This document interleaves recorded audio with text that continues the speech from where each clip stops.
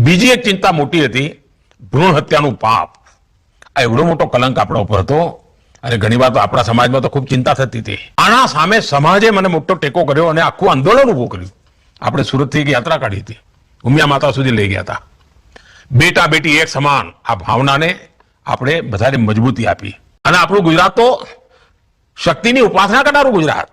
અહીંયા અમારે ત્યાં ઉમિયા માતા હોય, માં ખોડલ હોય, માં કાળી હોય, માં અંબા હોય, માં બહુચર હોય અને એના આશીર્વાદ હોય. એ સમાજમાં ભ્રૂણ હત્યા એક કલંક હતી અને જ્યારે આ ભાવના જાગી, બધાનું સમર્થન મળ્યું, આજે ગુજરાતમાં દીકરા દીકરીઓની સંખ્યામાં ભેદ જે ખૂબ મોટી ખાઈ હતી એને ધીરે ધીરે ધીરે આપણે કાપવામાં સફળ થઈ રહ્યા છીએ. સાથીઓ, મોટા ઉદ્દેશો સાથે જ્યારે પ્રયાસો કરવામાં આવે ને અને પવિત્રતાપૂર્વક કરવામાં આવે, સમાજનું ભલું કરવાના ઈરાદાથી કરવામાં આવે, તો ઈશ્વર પણ સાથ આપતો હોય છે અને ઈશ્વર રૂપી સમાજ પણ સાથ આપતો હોય છે અને પરિણામ મળતું હોય છે. આજે સમાજમાં એક નવી જાગૃતિ આવી છે. આપણે જાતે આગળ આવીને દીકરીઓને ભણાવી, દીકરીઓનું માન સન્માન વધે એના માટે વ્યવસ્થા ઊભી કરે, ભવ્ય ભવ્ય હોસ્ટેલો બનાવી રહ્યા છે.